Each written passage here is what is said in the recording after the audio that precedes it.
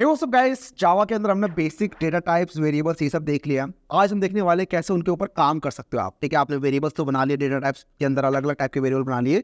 Data के ऊपर काम कैसे कर सकते हो, ऑपरेशन कैसे कर सकते हो, तो ऑपरेटर्स पढ़ रहे होंगे। इसी के साथ पहले बाइनरी नंबर सिस्टम को पढ़ना चाहेंगे। ठीक है, क्योंकि बाइनरी नंबर सिस्टम के ऊपर ही सब कुछ बेस्ड है। कंप्यूटर जो है वो आपका पूरा पूरा बाइनरी नंबर सिस्टम पर काम करता है। ठीक है, तो ये दो चीज़ें पढ़ेंगे। साथ में हम देखने वाले हैं आज कि कैसे यूजर इनपुट ली जाती है। तो ये तीन चीज़ें आज हम कवर करने वाले हैं, binary number system, operators and taking user input. बहुत सिंपल तरीके से पढ़ रहे होंगे हम। सबसे पहले हम बात करेंगे बाइनरी नंबर सिस्टम की, कि कन्वर्ट डेसिमल टू बाइनरी। चलो ये तो बाद बात करेंगे, लेकिन बाइनरी नंबर सिस्टम की जरूरत क्या है। तो आपको पता है कि हम जब नंबर बोलते हैं, मैं आपको बोलता हूँ चलो 1 से लेकर 10 तक गिनते सुनाओ, तो आप बोलोगे 1 2 3 4 5 6 7 8 9 10, या फिर इंग्लिश में 1 2 3 4 5 6 7 8 9 10, राइट। बट कंप्यूटर के अंदर क्या है ना, कंप्यूटर के अंदर या फिर मशीन को ये सब समझ नहीं आता। ठीक है, 1 2 3 4 इतने लंबे तक नहीं जाता उनका। कंप्यूटर्स के अंदर अगर आप एकदम अंदर तक घुसोगे मशीन कोड के अंदर, तो वो सिर्फ 2 बिट्स समझता है, 1 और 0। 1 और 0 के ऊपर चलता है हमारा अभी जो डिजिटल सिस्टम फिलहाल जो भी चल रहा है, वो 1 और 0 पर चलता है। Every bit can contain 2 kind of information, या तो वो 0 या फिर 1 है। इन्हीं की कॉम्बिनेशन से हम काफ़ी सारी चीज़ें बना लेते हैं। इन्हीं की कॉम्बिनेशन से पूरी का पूरा मॉडर्न कंप्यूटर जो है वो चल रहा है। अभी फिलहाल क्वांटम कंप्यूटर जो है वो इस चीज़ को बोल रहा है कि नहीं, 2 नहीं, हम इसके अंदर इन्फिनिट नंबर ऑफ बिट्स डाल सकते हैं। लेकिन वो अलग चीज़ है। खैर, वो अलग बिट्स के, एक बिट के अंदर इन्फिनिट नंबर ऑफ कॉम्बिनेशन हो सकते हैं, 0 या 1 नहीं, तो उसको क्यूबिट नाम दे रहा है। खैर, वो एकदम अलग चीज़ है। वो कभी बन जाएगा तो उसके बाद जितने भी इंक्रिप्शन जो भी कुछ चल रही है अभी हमारे डिजिटल सिस्टम में, सब कुछ खतरे में आ जाएगी। ठीक है, लेकिन उसके ऊपर काम चल रहा है। अभी फिलहाल आई थिंक 450 क्यूबिट तक पहुंचा दिया है किसी कंप्यूटर ने, तो that is called quantum computer. खैर, आते हैं हम अपने नॉर्मल क्लासिकल कंप्यूटर के ऊपर। ठीक है, कि डेसिमल नंबर में काम नहीं करता, वो बाइनरी में काम करता है। बाइनरी का मतलब इधर 1 या फिर 0। इसका मतलब एक खाली जगह है, इस खाली जगह में या तो एक बार में 0 हो सकता है, या फिर इस खाली जगह में एक बार में 1 हो सकता है।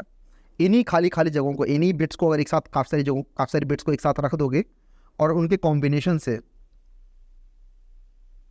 इनके कॉम्बिनेशन से आप कुछ भी बना सकते हो। इनके कॉम्बिनेशन से आप वर्ड्स बना सकते हो, सेंटेंसेस बना सकते हो, इमेजेस बना सकते हो, कुछ भी बना सकते हो। ठीक है, इवन नंबर्स को आप कन्वर्ट कर सकते हो। तो वही हम देखेंगे कैसे आप डेसिमल नंबर्स को बाइनरी में कन्वर्ट कर सकते हो। ठीक है, बाइनरी में आप कुछ भी कन्वर्ट कर सकते हो। वैसे तो हम नंबर्स को देखने वाले हैं कि नंबर्स कैसे कन्वर्ट होता है डेसिमल टू बाइनरी। तो ये जो मैंने यहाँ पे लिखा है ना, 0 1 0 1 0 0 1, this can be actually converted to a number जो कि डेसिमल में कुछ और नंबर होगा, राइट। सपोज करो डेसिमल के अंदर हमारा एक नंबर है 5, वो बाइनरी के अंदर हो जाता है 1 0 1। आप लोग ये कैसे हो गया, मैं बताऊंगा आपको कैसे कन्वर्ट करते हैं। ठीक है, डेसिमल के नंबर अंदर अगर एक नंबर है 6, वो बाइनरी के अंदर हो जाता है 1 1 0।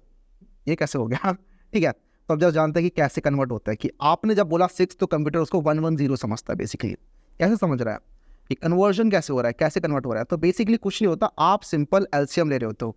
मैथ के अंदर हमने एलसीएम लेना सीखा था। ठीक है, lowest common multiple, simple LCM लेना होता है। एलसीएम के लिए आप क्या करते हो, ऐसे दो डंडे खींच रहे होते, राइट, एक ऐसे एक साथ में एक और खींच रहे होते हो।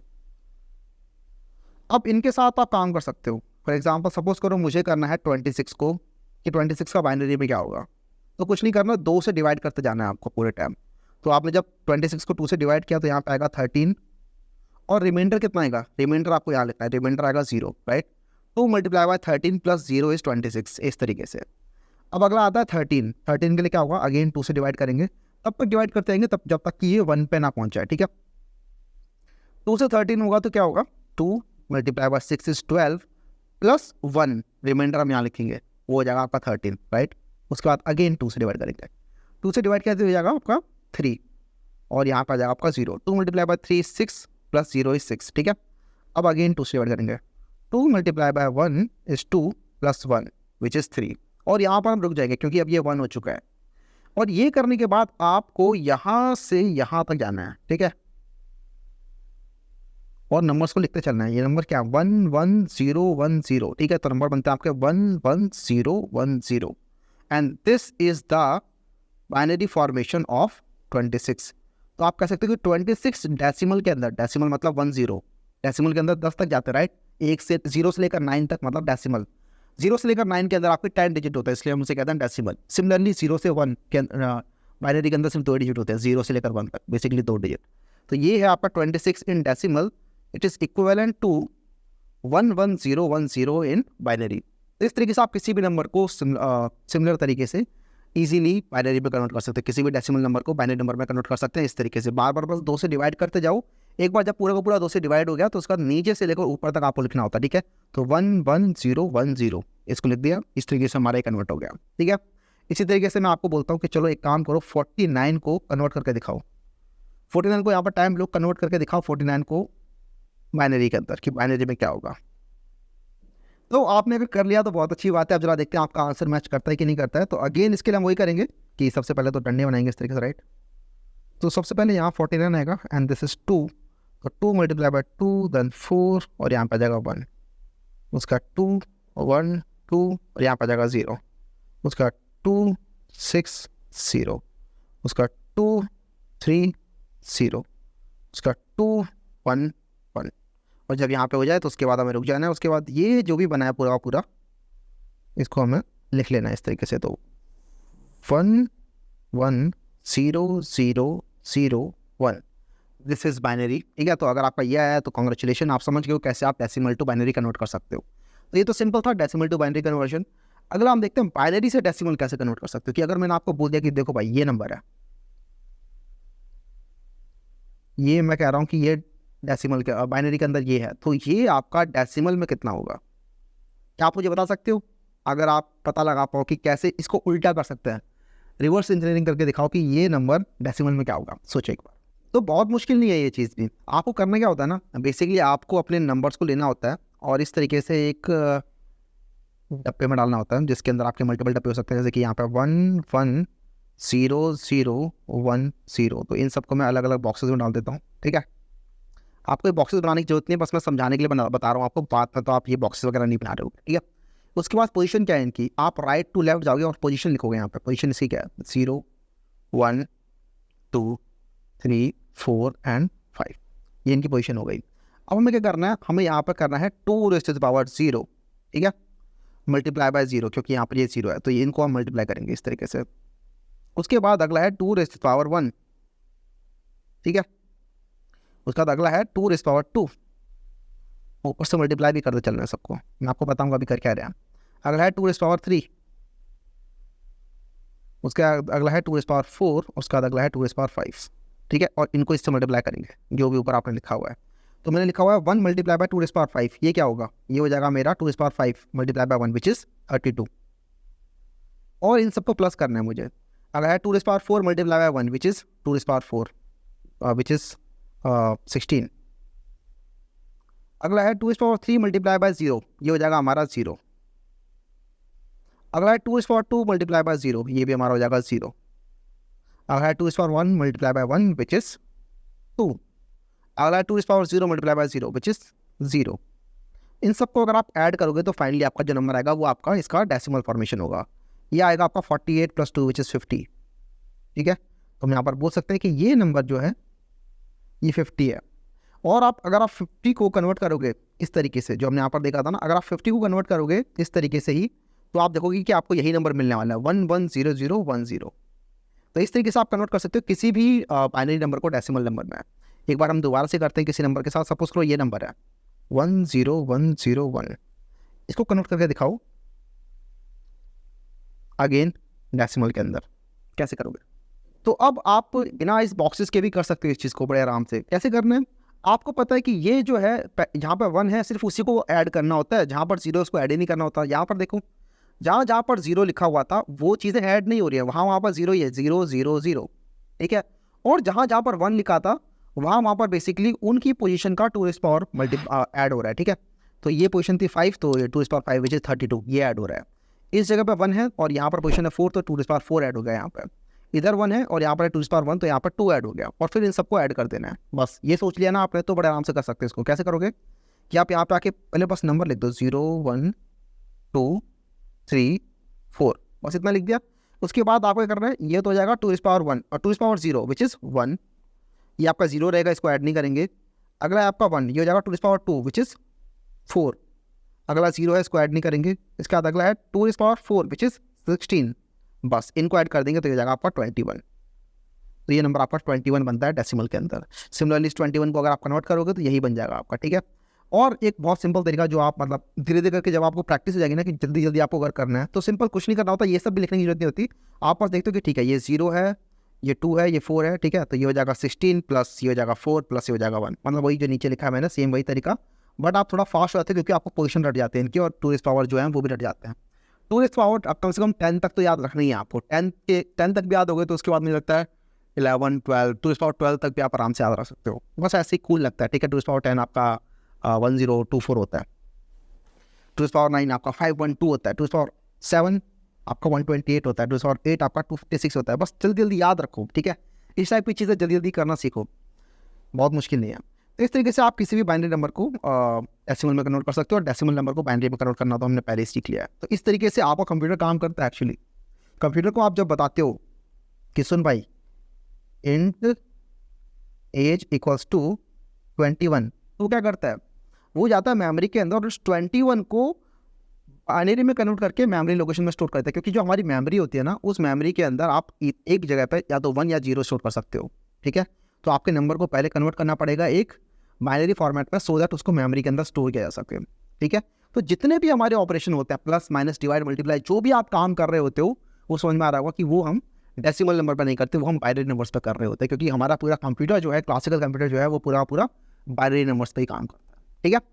तो इस तरीके से जब आपने इंट एज को 21 लिखा, तो ये 21 को कन्वर्ट किया गया एक बाइनरी फॉर्मेट के अंदर और उसको फिर स्टोर किया गया। इसी के साथ ही आपको एक चीज़ याद आ रही होगी, लास्ट क्लास के अंदर मैंने कहा था कि आपका इंट आपका 4 बाइट का होता है, शॉर्ट आपका 2 बाइट का होता है, राइट।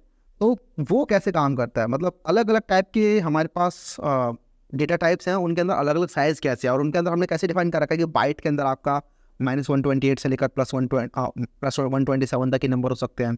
सिमिलरली इंट के अंदर कैसे आपके -64,000 से लेकर, मतलब इंट के अंदर तो -2 × 10⁻9 से लेकर +2 × 10⁻9 तक नंबर जा सकते हैं, राइट। साथ में कुछ कुछ और डिजिट भी होते हैं। ये कैसे डिसाइड होता है, आपको याद होगा इंट एज इक्वल्स टू, जब मैंने किया था 128, और इसको जब मैंने बाइट के अंदर टाइप कास्ट किया था, यानी कि आप बाइट न्यू एज, ये ट्राई करके देखना आप भी, byte new age equals to, और जब मैं इसे एक्सप्लिसिटली टाइप कास्ट कर रहा हूँ बाइट के अंदर इस पुरानी वाली एज को, ठीक है, तो बताना यहाँ पर फिर न्यू एज के अंदर वैल्यू क्या स्टोर होती है। ये स्टोर हो जाती है, राइट, -128 ये स्टोर हो जाती है। तो ये कैसे हो पा रहा था और ये क्यों हो रहा है, ये समझते हैं जरा आप, ठीक है। तो आपको पता रहना चाहिए कि एक बाइट के अंदर 8 बिट्स होती है, ठीक है। I think this is very normal stuff. एक बाइट के अंदर 8 बिट होती हैं। तो अगर आपकी इंट है उसके अंदर 4 बाइट है, तो इसका मतलब उसके अंदर 32 बिट्स हैं। सिमिलरली लॉन्ग के अंदर अगर आपकी 8 बाइट है, तो इसका मतलब उसके अंदर 64 बिट्स है। 64 बिट्स लंबा नंबर है, तो वो बहुत ही लंबा पहुंच जाता है, 10⁻18 तक उसके अंदर नंबर आ सकते हैं एक बाइट के अंदर। लेकिन -128 से लेकर +127 तक ही नंबर क्यों आते हैं, आप जरा वो समझते हैं। तो होता क्या है ना, आपके पास होती तो टोटल 8 बाइट्स हैं, ठीक है, लेकिन उसके अंदर जो मोस्ट सिग्निफिकेंट बिट होती है, आपको बताता हूँ, 1 2 3 4 5 6 7, उसके बाद यहाँ पर 0 1 2 3 4 5 6 7। तो this bit, this one right here, this is called most significant bit. और ये जो बिट है सबसे पहली वाली 0 वाली, this is called least significant bit. तो मोस्ट सिग्निफिकेंट बिट जो होती है ना, वो आपकी साइन बिट होती है। इसका मतलब इसके अंदर अगर 1 है तो इसका मतलब आपका नंबर नेगेटिव है, और इसके अंदर अगर 0 है तो नंबर आपका पॉजिटिव है। तो इसको as a sign bit use करते हैं हम, कि अगर यहाँ पर 1 रखा हुआ है, उसके बाद सपोज को यहाँ पर लिखा हुआ है 101, और बाकी सभी जगहों पर 00 लिखा हुआ है, 0 0 0 0, तो 101 क्या होता है, 101 होता है 5, और यहाँ पर क्योंकि अगर 1 लिखा हुआ है तो दिस विल बिकम -5। इस तरीके से आपके नंबर स्टोर होते हैं, ठीक है। तो आपको यही से समझ में आने लग गया होगा कि इसके अंदर सबसे बड़ा नंबर क्या स्टोर हो सकता है। सबसे बड़ा नंबर करने के लिए आपको सभी को यहाँ पर 0 करके बाकी सभी को 1 करना पड़ेगा। अगर आपने इसको भी 1 कर दिया, आपने सोचा कि सारी 8 की 8 बिट्स को मैं 1 कर देता हूँ और वो मेरा सबसे बड़ा नंबर हो जाएगा, वो मेरा हो जाएगा 256, तो नहीं, ऐसा नहीं होगा। यहाँ पर आपके साइंड इंटीजर होते हैं, तो ये वाली जो बिट होती है ये तो आपके साइन के लिए काम में आएगी। उसके बाद ये सब जो है, इन सब को जब आप ऐड करने बैठोगे तो आपका बनता है 127। इसका मतलब सबसे बड़ा नंबर होगा आपका 0, उसके बाद 7 बार 1, 1 2 3 4 5 6 7, एंड दिस बिकम्स पॉजिटिव 127। आप इसको ऐड करके देखना, डेसिमल में कन्वर्ट करना, ये आपका 127 बन जाएगा। तो हमें इतना तो क्लियर हो गया कि सबसे बड़ा पॉजिटिव नंबर जो हो सकता है वो 127 हो सकता है, क्योंकि इसके बाद जैसे आप आगे बढ़ते हो 128 करने का ट्राई करते हो। 128 क्या होता है बाइनरी के अंदर, 128 ये होता है 1, उसके बाद 1 2 3 4 5 6 7, ठीक है। ये होता है आपका 128। लेकिन हमें पता है ये वाली जो बिट है एक बाइट के अंदर सबसे ज़्यादा मोस्ट सिग्निफिकेंट बिट ये वाली होती है, and this is a sign bit. तो ये इसको बनाए थे negative number, and this is actually what is called -128। अब आप बोले भैया 1 के बाद इतनी सारी जीरो, ये -128 कैसे बन गया, ये मुझे समझ नहीं आया। ठीक है, तो टेंशन मत लो, इसको भी हम समझेंगे। एक्चुअली होता क्या है कि टूज कॉम्प्लीमेंट लिया जाता है, उसके हिसाब से हम बात करते हैं कि कैसे एडिशन और सब्ट्रैक्शन काम करते हैं। तो नेगेटिव नंबर्स कैसे काम करते हैं उसके अंदर आप देखो कैसे कि ये नंबर -128 है। ठीक है, ये नंबर -128 है। अगर आपने इसको बाइट में स्टोर किया है तो वहीं पे अगर आप इस नंबर को इंट में स्टोर कर दोगे तो यही नंबर आपका +128 बन जाता है। ठीक है, इस नंबर इस +128 अगर आप इसको इंट में स्टोर करते हो। क्यों भैया इंट में स्टोर करते हैं तो +128 कैसे बन जाता है ये? क्योंकि हमें पता है इंट के अंदर आपकी 32 बिट्स होती हैं। तो इंट के अंदर जो सबसे ज़्यादा मोस्ट सिग्निफिकेंट बिट है वो तो 32 वाली पोजीशन पे, राइट। तो आपका जो 8 बिट है वो तो यहीं पर खत्म हो गया, 32 वाली बिट तो यहाँ पर है। आपका जो नंबर है वो यहाँ पर स्टोर है, 1 के बाद 1 2 3 4 5 6 7, ये आपका बाइट के अंदर है। लेकिन इंट के अंदर तो 32 बिट्स है, राइट। तो इंट की मोस्ट सिग्निफिकेंट बिट तो यहाँ प्रेजेंट है। तो इंट के लिए तो ये ऐसा है जैसे कि यहाँ पे आपने लगा रखा है 1, उसके बाद आपने लगा रखा है बहुत सारे 0, तो this become 2⁻7 which is 128 in decimal. तो इंट के अंदर ये चीज़ बन जाती है आपकी 128। वहीं पे आपको पता है बाइट के अंदर जब स्टोर करते हैं तो यही नंबर बन जाता है आपका नेगेटिव मोस्ट सिग्निफिकेंट बिट। और इस पैटर्न को जब आपके 1 के बाद बहुत सारे 0 लगा रखे हैं और ये वाली बिट आपके अगर 1 है तो दिस बिकम्स -128। अब ये कैसे बनता है ये हम बात करेंगे धीरे धीरे करके। ठीक है, उससे पहले हम बात कर लेते हैं बाइनरी के अंदर एडिशन काम कैसे करते हैं, फिर जब हम सब्ट्रैक्शन देख रहे होंगे तो आपको समझ में आएगा वो चीज़। ठीक है, बाइनरी के अंदर एडिशन। अच्छा, आप बोलोगे भैया ये जावा और प्रोग्रामिंग से रिलेटेड तो लग नहीं रहा, ये जो आपने अभी तक इतना सारा पढ़ा है इसकी ज़रूरत क्या है? तो बोलूँगा यार देखो, आप करने जा रहे हो डीएसए, ठीक है। अब सारी चीज़ें ज़रूरी नहीं कि जावा के अंदर एक्जैक्टली फिट हो रही हो, ये चीज़ें आपकी काम आती है। अभी हम पढ़ेंगे बिट मैनिपुलेशन भी, इसके बाद आपका नंबर सिस्टम वैसे भी इन जनरल पता होने चाहिए, नंबर सिस्टम कैसे कंप्यूटर में काम करते हैं। ज़रूरी नहीं है हर चीज़ जावा के अंदर घुसे कहीं ना कहीं, नहीं, ये कंप्यूटर के कुछ फंडामेंटल्स हैं जो आपको पता होने ही होने चाहिए। ठीक है, इसीलिए हम बाइनरी नंबर सिस्टम पढ़ रहे हैं, इसको कोड नहीं कर रहे, क्योंकि कोड में ऐसे नहीं दिखेगा ये आपको। कोड के अंदर सब कुछ डेसिमल नंबर पर काम करता है, बिकॉज प्रोग्रामिंग लैंग्वेज तो हमारी ही है, राइट। हमें तो सब कुछ वैसे भी डेसिमल दिखने वाला है, लेकिन कंप्यूटर कैसे फिगर आउट करता है चीज़ों को, कंप्यूटर कैसे सोचता है नंबर्स को, वो भी आपको पता रहना चाहिए। तो ये उसके लिए पढ़ाया जा रहा है आपको, ये आप खुद से नहीं देखोगे जावा प्रोग्रामिंग लैंग्वेज के अंदर कहीं भी। ठीक है, तो आपको पता है एडिशन कैसे काम करता है। आपको पता है कि जब मुझे 18 को ऐड करना है 23 में, तो 8 + 3 इज 1, एंड देन यहाँ पर एक कैरी जाती है 1, उसके बाद 1 + 1 2 + 2 is 4, right. This is simple addition. हमें सबको पता है एडिशन कैसे काम करता है। लेकिन सिमिलर तरीके से आपका बाइनरी के अंदर भी एडिशन काम करता है। ठीक है, बाइनरी के अंदर सपोज करो आपको 2 नंबर ऐड करने हैं, जैसे कि मुझे 5 को ऐड करना है लेट्स से 9 के साथ। ठीक है, तो 9 क्या होता है 1 0 0 1, और 5 होता है 0 1 0 1। मैंने एक्स्ट्रा 0 लगा दिया, पीछे आप जितने मर्जी 0 लगा सकते हो, राइट। अगर ये 18 है, 18 के पीछे मैंने यहाँ पर जितने मर्जी 0 लगा दिए, ये स्टिल 18 ही है, राइट। तो पीछे आप जितने मर्जी 0 लगा सकते हो, आगे जो भी 0 लगा रहे हो that will double the number, लेकिन पीछे आप जितने मर्जी 0 लगा सकते हो। तो 1 + 1 क्या होता है, 1 + 1 आपको पता है 2 होता है, राइट। लेकिन 2 बाइनरी में क्या होता है, 2 बाइनरी में होता है 1 0। तो 1 0 का 0 आपने ले लिया यहाँ पे, और जो 1 है वो आपने कर दिया कैरी, सिंपल है। ठीक है, 1 + 1 इज 0, 1 + 1 इज 1 0, 1 0 का 0 आपने यहाँ लिख दिया और 1 आपने कैरी ऊपर कर दिया, कैरी फॉरवर्ड। उसके बाद 1 + 0 + 0 क्या होता है, वो होता है 1, तो आपने 1 लिख दिया। उसके बाद 1 + 0 क्या होता है, वो होता है 1। उसके बाद 1 + 0 क्या होता है 1। तो ये आप देखोगे तो कितना आएगा, ये आ जाएगा आपका 8 + 4 विच इज़ 12, 12 + 2 विच इज़ 14। तो 9 + 5 आपका 14 होता है, right. This is 5, this is 9, add करते हैं तो 14 आता है, और इनका जो डेसिमल रिप्रेजेंटेशन है वो भी 14 आ रहा है। बाइनरी तो आपका वैसे ही 14 आ गया। तो इस तरीके से आपका बाइनरी एडिशन काम करता है। एक और एग्जांपल लेते हैं, सपोज करो 1 1 1 0, उसके बाद 1 0 1 1, इसको ऐड करते हैं। तो अगेन सिमिलरली 0 + 1 इज़ 1, उसके बाद 1 + 1 is 0 and then carry forward 1। उसके बाद अगेन 1 + 1 विच इज़ 2, राइट। 2 होता है आपका 0, उसके बाद कैरी फॉरवर्ड 1। उसके बाद ये हो गया आपका 1 + 1 + 1 विच इज़ 3। 3 क्या होता है 1 और 1, राइट। उसके बाद यहाँ पे हो गया 1, उसके बाद यहाँ पर 2 0 समझ लो, तो 1 + 0 + 0 विच इज़ 1। तो ये क्या होता है आपका, ये हो जाता है आपका 16 + 8 24 + 1 25। और यहाँ पर आप देख सकते हैं ये होता है आपका 8 + 4 + 1 विच इज़ 14, और ये होता है आपका 8 + 3 11। ऐड करते हैं तो ये बनता है आपका 25। इस तरीके से आपका एडिशन काम करता है। एडिशन बहुत सिंपल था, ठीक है। आप यहाँ पर खुद से भी एक एडिशन कर सकते हो। सपोज करो ये ऐड करना है आपको, बताओ ऐड करके कितना आएगा। तो आप अगर ऐड करने जाओगे तो ये हो जाएगा आपका 1, देन ये हो जाएगा 1 + 1 विच इज 0, देन यहाँ पर 1, ये हो जाएगा आपका 3 होता है आपका 1 और 1, उसके बाद अगेन ये हो गया आपका 3, ये होता है 1 और 1, और ये अगेन 1, तो ये होगा आपका 11101। इसको आप कन्वर्ट कर सकते हो डेसिमल में जो भी आएगा। This is how you do binary addition. Binary addition बहुत सिंपल होता है, लेकिन अगला होता है बाइनरी सब्ट्रैक्शन। बाइनरी सब्ट्रैक्शन थोड़ा सा डिफरेंट होता है बाइनरी एडिशन से, बिकॉज यहाँ पर आपको टूज कॉम्प्लीमेंट निकाल के ऐड करना होता है। बेसिकली क्या होता है टूज कॉम्प्लीमेंट? टूज कॉम्प्लीमेंट होता है नेगेटिव ऑफ दैट नंबर। आपको पता है कि अगर आपको 9 में से माइनस करना है 4, जो कि आपका आता है 5, तो ये आप ये कैसे करते हो? एक तरीका तो ये होगा आप लिख दो 9 - 4 विच इज़ 5। एक तरीका होता है आप लिखते हो 9 + -4, राइट, ये भी आपका 5 बनता है। तो आपने क्या किया, 9 के अंदर ऐड कर दिया -4, तो भी आपका 5 मिल गया। तो सिमिलर टू दैट आप बाइनरी एडिशन कर रहे हो, तो बाइनरी सब्ट्रैक्शन कर रहे हो बेसिकली, कि आपको अगर 9 होता आपका 1001 और 4 होता आपका 100। अगर आपको 9 में से 4 इस तरीके से माइनस करना है तो आप ऐसे नहीं करते माइनस, आप पहले निकालते हो 4 का नेगेटिव, कि 4 जब नेगेटिव होगा तो कैसा दिखाई देगा, और जो भी होगा उसको आप ऐड कर दो इस तरीके से 9 में, तो आपका आंसर आ जाएगा 5, ठीक है।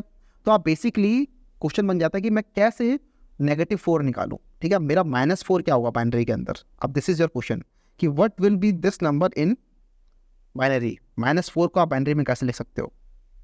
This is your question now. तो ये कैसे कर सकते हैं? तो ये भी बहुत सिंपल होता है। आप क्या करते हो, पहले 4 लिखते हो। 4 क्या होता है? 4 होता है 0 1 0 0, ठीक है। 1 के पीछे 2 0, ये होता है आपका 4। इसको अगर आपको कन्वर्ट करना है -4 में, तो -4 का मतलब होता है टूज कॉम्प्लीमेंट।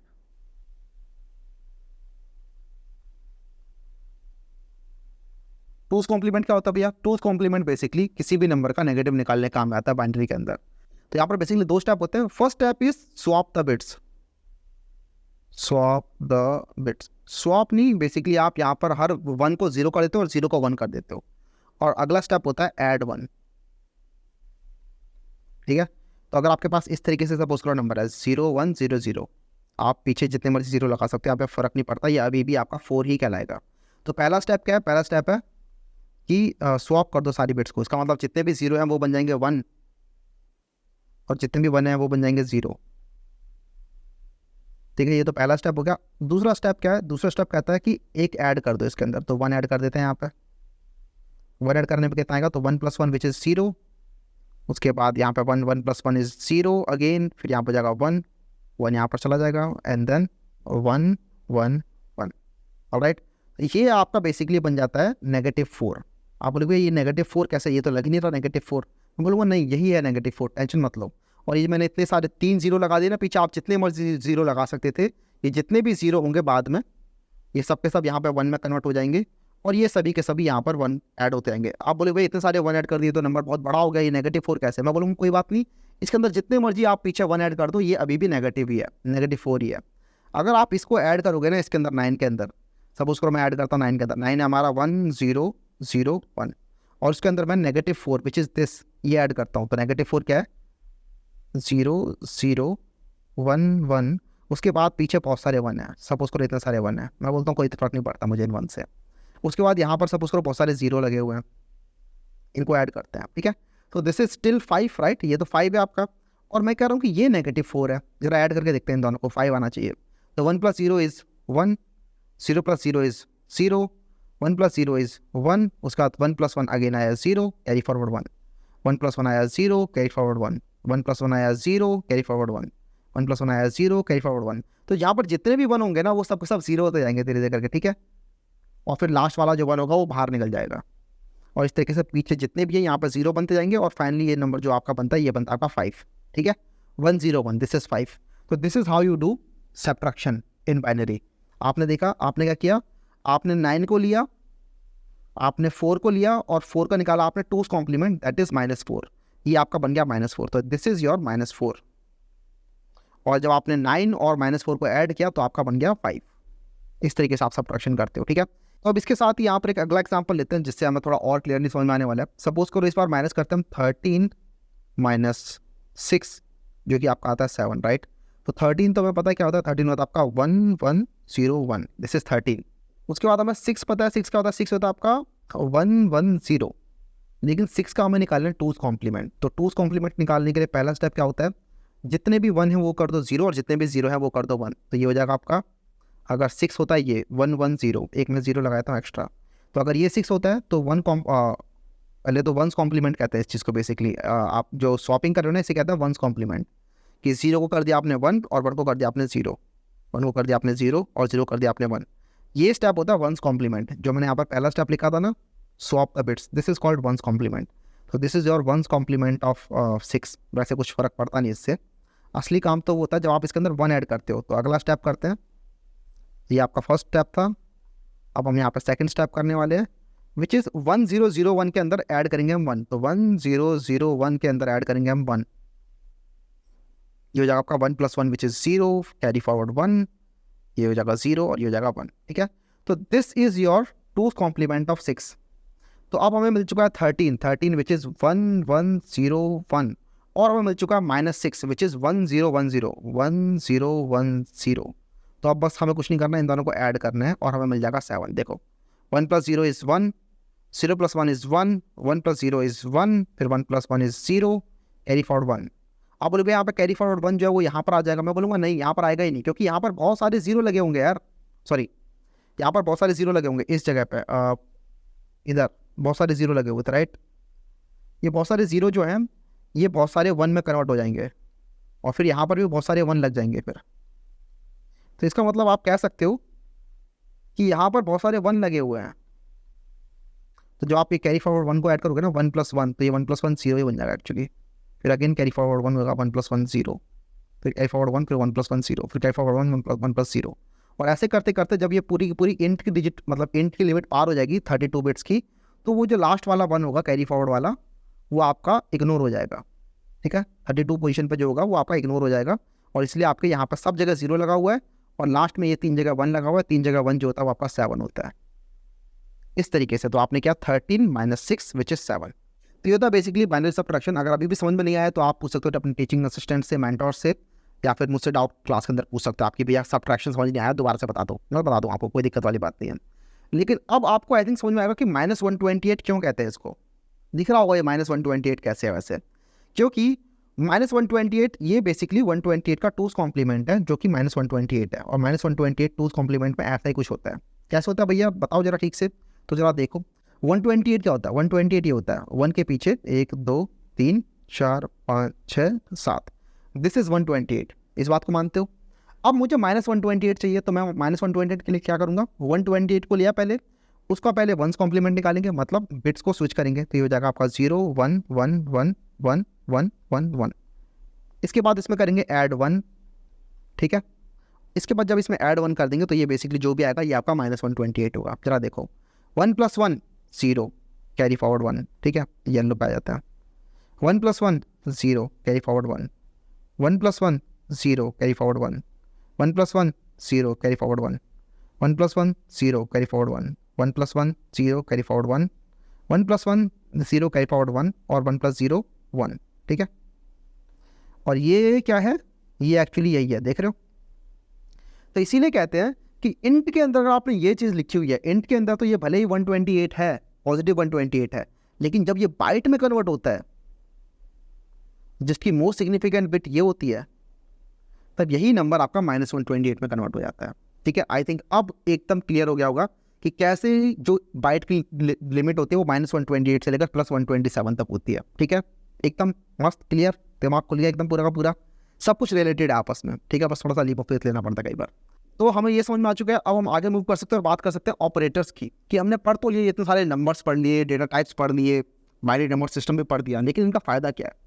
तो जब तक आप कुछ ऑपरेशन नहीं कर रहे तब तक कोई फ़ायदा ही नहीं है। ठीक है, आपने कुछ एड्रेस के अंदर कुछ चीज़ें स्टोर कर ली हैं, मेमोरी के अंदर कुछ चीज़ें स्टोर कर ली हैं, आपने वेरिएबल्स बना लिए हैं, लेकिन जब तक उनके ऊपर कुछ प्लस माइनस डिवाइड मल्टीप्लाई वगैरह कुछ नहीं कर रहे यार, तो फिर फ़ायदा क्या है। ठीक है, ये प्लस माइनस कुछ तो करो।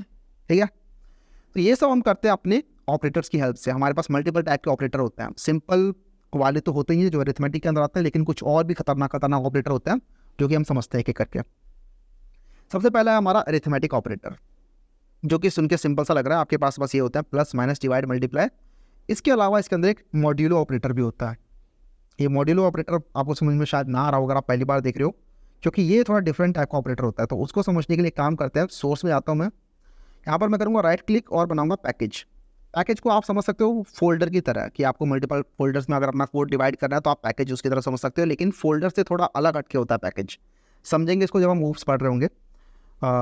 लेकिन पहले हम इसको पैकेज को नाम देते हैं। पैकेज का नाम देने का तरीका भी सिमिलर टू वेरिएबल नेम ही होता है। तो यहाँ पर हम दे सकते हैं इसको लेट्स से बेसिक्स 2, और इसके अंदर मैं आके बनाऊंगा एक नई क्लास और इसको हम नाम देते हैं ऑपरेटर्स डॉट जावा। तो मैं ये वाली फाइल से यहाँ से हटा रहा हूँ और ऑपरेटर्स के अंदर हम आ गए हैं अपना public static void main hit tab, और इस तरीके से हमारी क्लास में जाते हैं। इस बार आप देख रहे हो ऊपर एक पैकेज भी लिखा आ रहा है। तो बेसिकली यहाँ पर ये बता रहा है कि ये जो ऑपरेटर्स नाम की जो क्लास है या ये जो फाइल है ये इस बेसिक्स 2 वाले पैकेज के अंदर है। तो इस लाइन को रहने देना यहाँ पर, इसी से पता चल रहा है कि ये आप पैकेज के अंदर हो, आप बेसिक्स 2 वाले पैकेज के अंदर हो। इसके बाद बाकी सब तो सिंपल है, ठीक है, सिमिलर टू प्रीवियस जो हमने पढ़ा था। अब हम पढ़ने वाले यहाँ पे ऑपरेटर्स। तो सबसे पहले एडिशन ऑपरेटर की बात कर लेते हैं। तो इसके लिए हम 2 नंबर बनाएंगे। पहला बनाता हूँ let's say int a equals to let's say 12, और अगला बनाते हैं b इक्वल्स टू लेट्स से 7, ठीक है। तो 2 नंबर है, 2 वेरिएबल है a और b नाम के, जो कि इंट डेटा टाइप के हैं, जिनके अंदर a के अंदर तो वैल्यू 12 स्टोर है और b के अंदर 7 स्टोर है। ये तो बहुत सिंपल है। अब आपने क्या किया, a प्लस b किया कि a और b को ऐड कर दिया, लेकिन रिजल्ट को कहाँ रखा है? रिजल्ट को तो आपने कहीं स्टोर ही नहीं किया। तो एक काम करते हैं, रिजल्ट को स्टोर कर लेते हैं, int result equals to a plus b, इस तरीके से।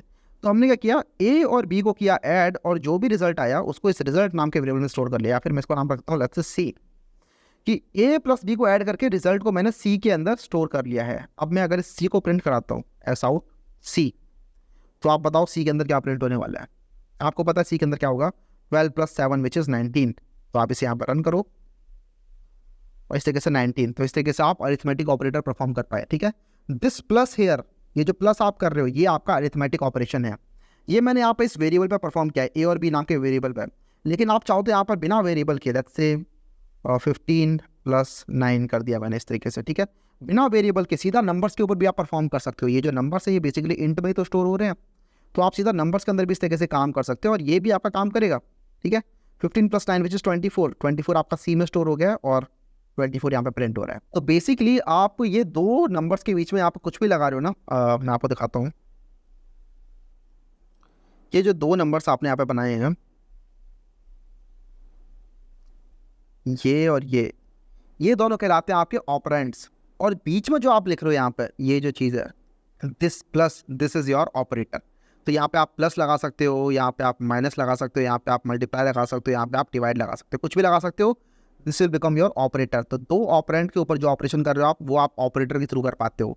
And these 4 are your arithmetic operator. इनसे आपके अरिथमेटिक ऑपरेशन परफॉर्म हो रहे होते हैं। लेकिन आपने देखा था एक और होता है which is this modulo operator. अब ये मॉड्यूलो ऑपरेटर क्या होता है ये जरा समझते हैं, ठीक है।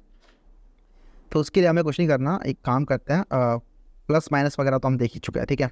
मतलब माइनस करना है तो कुछ नहीं करना, a माइनस बी लिख दो, हो गया। एक चीज़ और, यहाँ पर आप जितने मर्जी स्पेसेस लगा सकते हो, इससे फ़र्क नहीं पड़ता जावा को, ठीक है। बस ऐसे मैंने बता दिया कि आप a माइनस बी आप ऐसे भी कर सकते हो, बिकॉज ये सारे स्पेसेस वैसे भी हट जाने वाले हैं जब जावा इसे कंपाइल कर रहा होता है। आपका सिंपल ये बन जाता है a माइनस बी इस तरीके से। उसके बाद अगर आप इसे मल्टीप्लाई करोगे तो मल्टीप्लाई तो सिंपल है ही, लेकिन डिवाइड के अंदर एक थोड़ा सा ट्विस्ट है, जरा वो देख लेते हैं। तो 12 मल्टीप्लाई बाय 7 विच इज़ 84, भैया ठीक है। डिवाइड करने के लिए आपको ये यूज़ करना होता है स्लैश, और आप डिवाइड कर पाते हो। तो 12 डिवाइड बाय 7 क्या होता है? आप बोलोगे भाई ये तो 1 पॉइंट समथिंग आना चाहिए, लेकिन यहाँ पर सिर्फ 1 प्रिंट हो रहा है। क्यों? क्योंकि 12 को जो आपने 7 से डिवाइड किया तो आपने दोनों को रखा हुआ है इंट के अंदर। 12 भी इंट के अंदर है, 7 भी इंट के अंदर है, इवन जो रिजल्ट आया है वो भी इंट के अंदर ही है। तो इसी वजह से जो रिजल्ट आपका वो 1 पॉइंट करके स्टोर नहीं हुआ है, ठीक है। 1 पॉइंट वगैरह जो होता है वो डेसिमल नंबर होते हैं जो कि फ्लोट या फिर डबल में स्टोर होते हैं। तो आप चाहो तो इसको डबल में चेंज कर सकते हो। कैसे करोगे? अगर आप यहाँ पे लिख दोगे सिंपल डबल तो क्या ये काम करेगा? अभी भी काम नहीं करेगा, ठीक है। चला देखो, चला के दिखाता हूँ। अब यहाँ पे प्रिंट होगा 1.0। आप बोलोगे 1 पॉइंट समथिंग क्यों नहीं प्रिंट हुआ? मैंने तो यहाँ पर डबल कर दिया। तो बेसिकली हुआ क्या है यार, आपका ए भी इंट है, बी भी इंट है, और जब इनके ऊपर ऑपरेशन परफॉर्म हुए वो भी इंट वाले ऑपरेशन परफॉर्म हुए। और जो रिजल्ट आया था वो भी इंट के अंदर स्टोर किया गया था, जो कंप्यूटर ने अपना रिजल्ट स्टोर किया था। लेकिन उसके बाद कंप्यूटर ने क्या किया, आपके रिजल्ट को इस डबल में टाइप कास्ट कर दिया। तो 1 को जब आप डबल में चेंज करोगे तो वो 1.0 ही तो बन जाएगा। इसीलिए आपको एक्सपेक्टेड रिजल्ट नहीं मिला जो आप चाहते थे, 1 पॉइंट समथिंग समथिंग प्रिंट हो। तो अगर आपको वो करना है तो वो कैसे करोगे, तो उसके लिए आपको टाइप कास्टिंग करना पड़ेगा। ठीक है, इधर ए या फिर बी को आप टाइप कास्ट कर दो डबल के अंदर इस तरीके से, या तो आप ए को कर दो या बी को कर दो या फिर दोनों कर दो। तो आप जैसे ही करते हो तो आपका जो ऑपरेशन होता है वो अब डबल में परफॉर्म होगा, और अब आप देखोगे कि आपको यहाँ पे डबल के अंदर प्रिंट हो रहा है 1.71 इस तरीके से। ठीक है, तो आपने क्या किया, ए को चेंज कर दो या फिर बी को चेंज कर दो आप। ठीक है, अब भी डबल ऑपरेशन परफॉर्म होगा। बेसिकली दोनों में से किसी एक को आपको डबल में चेंज करना पड़ेगा इस तरीके से टाइप कास्ट करके, और उसके बाद ऑपरेशन जो होगा वो आपका डबल में परफॉर्म होगा। ठीक है, आई थिंक ये समझ में आ रहा होगा सबको।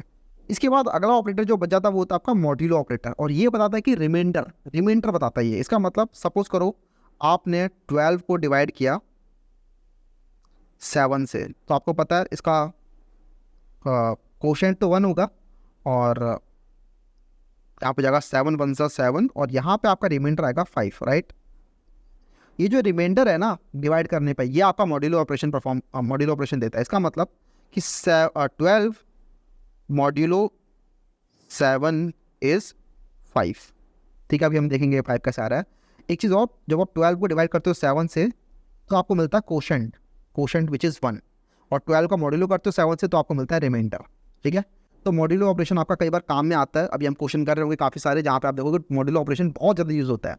अभी तो आपको समझ में नहीं आ रहा होगा कि भैया ये मैं रिमाइंडर लेके काम क्या करूँगा, लेकिन बहुत ज़्यादा काम का होता है ये। ठीक है, कमांड डी करने से आपकी लाइन डुप्लीकेट हो जाती है। कोई सी भी आपको अगर लाइन डुप्लीकेट करनी है तो कमांड डी किया, लेकिन 2 सेम नाम के वेरिएबल आपके बन नहीं सकते। सी नाम का वेरिएबल ऊपर भी बनाया, सी नाम का वेरिएबल दोबारा नीचे भी बनाया है, तो दिक्कत हो जाएगी। ठीक है, कंप्यूटर समझ नहीं पाएगा। एक घर के अंदर अगर सेम नाम के 2 लोग हैं और मैंने बुलाया किसी को, अनुज नाम के 2 लोग हैं, तो दोनों में कन्फ्यूजन है कि मुझे कौन से वाले अनुज को बुलाया जा रहा है, राइट। सिमिलर टू दैट एक क्लास के अंदर, एक ब्लॉक के अंदर, ये जैसे मेरा ये ब्लॉक है, ठीक है, इस ब्लॉक के अंदर सी नाम के 2 लोग नहीं हो सकते, किसी और का नाम कुछ और करना पड़ेगा। ठीक है, या तो एक को हटाऊँ, यहाँ से कमेंट कर देते हैं कमांड स्लैश से, उसके बाद यहाँ से मैं डबल को हटाता हूँ, किसको करते हैं ए मॉड्यूलो बी इस तरीके से। तो 12 मॉड्यूलो 7 विच इज़ 5, चला देखते हैं आता है कि नहीं आता, रन करते हैं। तो 12 मॉड्यूलो 7 विच इज़ 5.0 प्रिंट हो रहा है। ठीक है, तो इस तरीके से आपका मॉड्यूलो ऑपरेशन काम करता है। इसके बाद अगला हम देखते हैं which is assignment operator. Assignment operator बहुत ही सिंपल होता है, ज़्यादा कुछ मुश्किल नहीं है इसके अंदर। इसके अंदर ये सारे ऑपरेशन होते हैं बेसिकली। ठीक है, आप देख सकते हो कि ए इक्वल्स टू बी, जो इक्वल होता है ना, ये सिंपल ये ऑपरेटर, ये भी असाइनमेंट ऑपरेटर होता है, जो कि आप आज तक हम बहुत बार देखते आ चुके हैं। यहाँ पे भी असाइनमेंट ऑपरेटर है, यहाँ पर भी असाइनमेंट ऑपरेटर है, all these are assignment operator. ये तो बहुत सिंपल है, किसी भी वैल्यू को असाइन करने के काम में आता है, ये सिंपल। अगला है प्लस इक्वल टू। अगर आपको लिखना है this is equivalent to this, यहाँ पर देखो लिखा है A plus equals to B is equivalent to A equals to A plus B. तो जब आपको ए के अंदर ही कुछ नंबर ऐड करके वापस ए में ही रिजल्ट स्टोर करना है, तो आप इस तरीके से लिख सकते हो A equals to A plus B. लेकिन आप इसको शॉर्ट हैंड तरीके से लिख सकते हो ऐसे, ए प्लस इक्वल टू बी। तो कई बार लोग इस तरीके से लिख रहे होते हैं ऐसे। ठीक है, मैं भी रिकमेंड करूँगा अगर आपको ए के अंदर बी को ऐड करके वापस ए में ही स्टोर करना है, तो ये वाला मच कंसाइज वे है, इस तरीके को यूज़ कर सकते हो आप लोग। ठीक है, तो इसको जरा चला के देखते हैं एक बार। तो उसके लिए कुछ नहीं करना है, यहाँ पर मैं इसको भी कमेंट कर देता हूँ। उसके बाद ऐसे लिखना है A plus equals to B. तो हो क्या रहा है, इसका मतलब ये है, इसका मतलब है A equals to A plus B. तो आप चाहे ये लिखो या ये लिखो, बात बराबर है। ठीक है, इस सी को हटा के अगर मैं यहाँ पर ए लिखता हूँ तो आप देखोगे कि 12 प्लस 7 ऐड हो जाने के बाद ए ही हमारा चेंज हो जाएगा, और ए की वैल्यू अब हो जाएगी 12 प्लस 7 विच इज़ 19। तो ए की वैल्यू यहाँ पर अब 19 हो चुकी है। ठीक है, इस तरीके से यहाँ पर अगर मैं लिखूँगा माइनस इक्वल्स टू, तो इसका मतलब A equals to A minus B, मतलब कि 12 माइनस 7 के बाद जो भी रिजल्ट आएगा वो वापस ए में डाल दिया। तो 12 माइनस 7 विच इज़ 5 को लेके आपने वापस ए में डाल दिया, तो दिस इज़ 5। ठीक है, बहुत ज़्यादा ओवरवेलमिंग लग रहा है, अगर आप एकदम नए हो तो टेंशन मत लो, ये बेसिकली डिफरेंट टाइप के ऑपरेटर होते हैं यार। कई बार आप यूज़ करते हो, कई बार शुरुआत में आप यूज़ नहीं करते हो, कई बार आपको लगेगा शुरुआत में भैया ये क्यों दे दिया एक्स्ट्रा, क्या फ़ायदा है इसका। ठीक है, लेकिन धीरे धीरे करके आपको इसकी अहमियत समझ में आती है। बिगिनर्स को लगता है कि ये एक्स्ट्रा चीज़ क्यों दे दिया, अब एक्स्ट्रा चीज़ भी पढ़नी पड़ेगी हमें, लेकिन ज़्यादा टेंशन मत लो, ये बहुत धीरे धीरे करके आपकी मसल मेमोरी बन जाता है, फिर आप धीरे धीरे करके यही यूज़ करने ले आते हो। आप ये नहीं लिखते, ये लिख रहे होते हो। बल्कि बजाय अगर आप ये लिखोगे भी ना तो भी कोई दिक्कत वाली बात नहीं है, ठीक है, टेंशन वाली बात नहीं है, ये दोनों एक्चुअली सेम ही है, लेकिन this is much more concise way of writing this.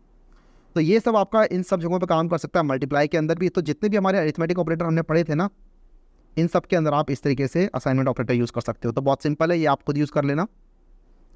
Moving on to relational operator, ये बेसिकली बड़ा काम का होता है, ये पूरा का पूरा प्रोग्रामिंग के अंदर लॉजिक बनाने में काम में आता है, ठीक है। डिफरेंट टाइप के आप लॉजिक सोचते हो, डिफरेंट टाइप की चीज़ों के ऊपर आप कंपैरिजन करते हो, दो चीज़ों को कंपेयर करते हो कि ए बड़ा है क्या बी से, या फिर ए छोटा है बी से, इस तरीके की चीज़ें आप जब करते हो तो वहाँ पे आप रिलेशनल ऑपरेटर यूज़ कर रहे होते हो। जैसे फॉर एग्जांपल सपोज करो आप देखना चाहते हो कि कहाँ की आबादी ज़्यादा है, किस कंट्री की आबादी ज़्यादा है, तो पॉपुलेशन 1 ग्रेटर दैन पॉपुलेशन 2, इस तरीके की चीज़ें अगर आपको करनी है कोड में, दो चीज़ों को कंपेयर करना है अगर कोड के अंदर, तो आप कैसे करोगे? By the help of relational operator, ठीक है। तो इसके अंदर भी अगेन दो ऑपरेंड चाहिए होते हैं हमें। जैसे सपोज करो एक ऑपरेंड है 3, दूसरा ऑपरेंड है 5, दोनों बराबर है क्या, उसके लिए आप डबल इक्वल टू लगाते हो। ये 2 बार इक्वल लगाया हुआ है, ये आप ये मत समझना गलती से लिख दिया यहाँ पर 2 बार इक्वल, नहीं, ये एक्चुअल होता है। ये मैंने जब पहली बार पढ़ा था मुझे आज भी याद है कि लगा था यार ये क्या गलती से लिख देगा 2 बार इक्वल, लेकिन नहीं, this is actually an operator. 2 bar equal जब लगाते हैं तो वो बन जाता है हमारा रिलेशनल ऑपरेटर, इक्वल टू। अगर एक बार इक्वल लगाते हैं तो कौन सा ऑपरेटर बनता है, हमने देखा था अभी, वो बनता है हमारा असाइनमेंट ऑपरेटर, ठीक है, इक्वल वाला असाइनमेंट ऑपरेटर। एक बार इक्वल लगाया तो, वहीं पर अगर 2 बार इक्वल लगाया तो वो बन जाता है हमारा रिलेशनल ऑपरेटर, ठीक है। ये कंपेयर करने काम में आता है कि 2 नंबर बराबर हैं कि नहीं है।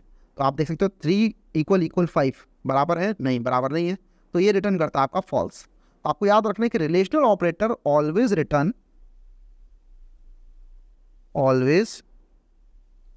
रिटर्न बूलियन वैल्यू,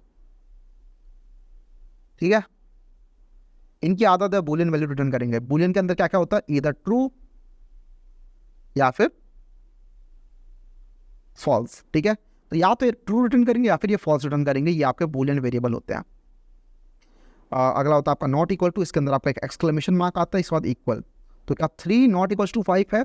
हाँ, दोनों बराबर नहीं है, तो इसके लिए यहाँ पर इसने रिटर्न किया ट्रू, ठीक है। इसको जरा एक्शन में देखते हैं। तो यहाँ पर सपोज करो हमारे पास ये 2 नंबर नहीं है, इस बार हम कुछ और एग्जाम्पल ले लेते हैं। तो मैं इन सभी चीज़ों को यहाँ पर जितना ही मैंने लिखा है ना, इसको मैं करूँगा कमांड शिफ्ट स्लैश, इससे पूरा का पूरा कमेंट हो जाता है। कमांड शिफ्ट स्लैश से पूरा का पूरा कमेंट हो जाता है। उसके बाद इन सबको नीचे ले आते हैं और यहाँ पर 2 वेरिएबल बनाते हैं। Int first number equals to 12, int second number equals to 16। आप यहाँ पर नोट कर सकते हो कि वेरिएबल नेम बनाते टाइम अगेन मैंने कैमल केस फॉलो किया है, तो नंबर का जो n है वो कैपिटल है दोनों जगहों पर, ठीक है। उसके बाद मुझे चेक करना है कि फर्स्ट नंबर और सेकंड नंबर को कंपेयर करना है बेसिकली। तो मैं ऐसा आउट करता हूँ यहाँ पर और मैं लिखता हूँ first number equals to second number. तो क्या फर्स्ट नंबर और सेकंड नंबर बराबर है? हमें दिख रहा है नहीं, दोनों बराबर नहीं है। तो यहाँ से हमें प्रिंट होना चाहिए फॉल्स। जरा चला के देखते हैं, तो देखो फॉल्स प्रिंट हो रहा है, क्योंकि हमें पता है कि ये जो इक्वल है ना, यहाँ से जो रिजल्ट आता है वो एक बूलियन वैल्यू आती है। तो बूलियन वैल्यू क्या होता है, इधर ट्रू या फॉल्स। तो यहाँ से हमें मिला फॉल्स, क्योंकि ये दोनों बराबर नहीं है। अगला होता है not equals to. Not equal to करने के लिए यहाँ पे आपने लगाया एक्सक्लेमेशन मार्क, उसके बाद इक्वल लगाया आपने। अगेन रन करते हैं, तो क्योंकि इक्वल नहीं है इसलिए यहाँ पर ये ट्रू दे रहा है कि हाँ सही बात है, फर्स्ट नंबर और सेकंड नंबर बराबर नहीं है, तो इसीलिए नॉट इक्वल्स टू जो है वो ट्रू ही ला के देगा। इसके बाद अगला होता है greater than. First number greater than second number. आप ये देख लो कि यहाँ पर येलो स्विगली लाइन आ रही है, ये बोल रहा है क्या फ़ायदा है इसका? तो ये बोल रहा है बेसिकली कि भाई ये लाइन लिखने का कोई मतलब है नहीं, क्योंकि this will always return false. तो ये क्यों लिख रहे हो आप? तो मैं तो वही पढ़ाने के लिए लिख रहा हूँ, ठीक है। इसलिए कई बार ये इंटेलिजेंस जो है ना वो हमें काफ़ी स्मार्ट दे रहा होता है हिंट्स, लेकिन यहाँ पर इसने मतलब बोल दिया कि भाई क्या फ़ायदा इसको लिखने का। बात एकदम सही भी है इसकी कि ये तो हमेशा से ही ट्रू देने वाला है, तो यहाँ पर ये लाइन लिख के आप यहाँ पर ट्रू ही लिख दो, तो वो भी ठीक है, ठीक है। तो वो तो ये कहना चाह रहा है यहाँ पर, लेकिन हमें तो पढ़ना है ना भाई, तो इसलिए हमें तो लिखना पड़ेगा ना यार, तो हमें तो लिखने दो, ठीक है। तो यहाँ पर आप देखोगे सॉरी फॉल्स देने वाला है 12 ग्रेटर देन 16। क्या ये बात ट्रू है? नहीं, ये बात फॉल्स है, इसलिए यहाँ पर फॉल्स मिल रहा है। उसके बाद अगला होता है लेस देन, ठीक है। ये सब यहाँ पे लिखे हुए हैं, देख रहे हो, ग्रेटर देन, लेस देन। उसके बाद this is greater than equal to and this is less than equal to. अगला है लेस देन। क्या फर्स्ट नंबर लेस देन है सेकंड नंबर? तो 12 इज लेस देन 16, हाँ सही बात है, तो ये चीज़ है ट्रू, तो यहाँ पर हमें मिलेगा ट्रू, ठीक है। अगला होता है ग्रेटर देन इक्वल टू, क्या फर्स्ट नंबर बड़ा है या फिर बराबर है सेकंड नंबर के, तो भी यहाँ पे ट्रू मिलेगा। ठीक है, तो हमें पता है फर्स्ट नंबर तो छोटा ही है दूसरे नंबर से, तो इसलिए यहाँ पर फॉल्स मिल रहा है। लेकिन अगर यहाँ पर फर्स्ट नंबर बराबर भी है ना सेकंड नंबर के, जैसे 12 12 दोनों हैं, तब भी यहाँ पर हमें ट्रू मिल जाएगा, क्योंकि इसके बाद यहाँ पर इक्वल लगाया हुआ है। ठीक है, बहुत सिंपल ऑपरेटर है ये। उसके बाद यहाँ पर हम लिख सकते हैं लेस देन इक्वल टू, इस तरीके से। क्या first number less than equal to है सेकंड नंबर, तो दोनों के दोनों बराबर ही हैं, तो यहाँ पर अगेन हमें ट्रू मिलने वाला है। लेकिन अगर आपका फर्स्ट नंबर सपोज करो 12 है, दूसरा नंबर 16 है, तो अगेन यहाँ पर तब भी ट्रू ही मिलेगा। ठीक है, because first number is less than equal to second number. तो इस तरीके से आपके ये रिलेशनल ऑपरेटर काम में आते हैं। आप बोलोगे भैया इनका यूज़ क्या था, आपने तो बस ऐसे ही प्रिंट करके बता दिए, तो प्रिंट ही नहीं करना होता इनको सिर्फ। ठीक है, ये तो बहुत सिंपल चीज़ बता दी मैंने। इनको एक्चुअली हम यूज़ कर रहे होंगे अपने प्रोग्राम्स के अंदर, बहुत ज़्यादा हाईली यूज़ कर रहे होंगे। ठीक है, अभी हमारे फॉर लूप्स आ रहे होंगे तब भी हम यूज़ कर रहे होंगे इनको, वाइल लूप्स के अंदर भी यूज़ कर रहे होंगे। इसके बाद जितने भी कोड भी आ रहे होंगे हमारे इफ एल्स कंडीशन वगैरह लिखते टाइम, इनको यूज़ करेंगे हम बहुत बार। तो आपको समझ में आने चाहिए। दो ऑपरेटर्स को बेसिकली कंपेयर करने के लिए आप इस तरीके से 6 टाइप के ऑपरेशन कर सकते हो। ठीक है, ये 6 ऑपरेशन है, equal, not equal, greater, less than, greater equal to और लेस देन इक्वल टू। ठीक है, इसके बाद हम अगला देख लेते हैं विच इज़ लॉजिकल ऑपरेटर। और लॉजिकल ऑपरेटर बेसिकली 2 टाइप की एक्सप्रेशन को कंपेयर करने काम में आता है। यहाँ पर देख रहे हो 2 एक्सप्रेशन को लिया हमने, उसके बाद इनके बीच में कुछ लॉजिकल ऑपरेशन करना है। आपने आई थिंक देखा होगा, अगर आपने फिजिक्स में 12th में फिजिक्स में देखा हो शायद, मुझे अब आइडिया नहीं कि अब ये है होता है कि नहीं होता है। ट्रुथ टेबल होती है आपके पास, एंड की, और की, ठीक है, इन सब की ट्रुथ टेबल आती है आपके पास। इसमें क्या होता है कि आपको बेसिकली ए और बी की वैल्यू दे रखे होते हैं। ये आपका ए होता है, ये आपका बी होता है। सपोज करो ये हो गया Y equals to A and B तो उसका रिजल्ट क्या होगा, तो ए और बी की 4 वैल्यू हो सकती है आपकी, राइट। 0 0 0 1 1 0 1 1।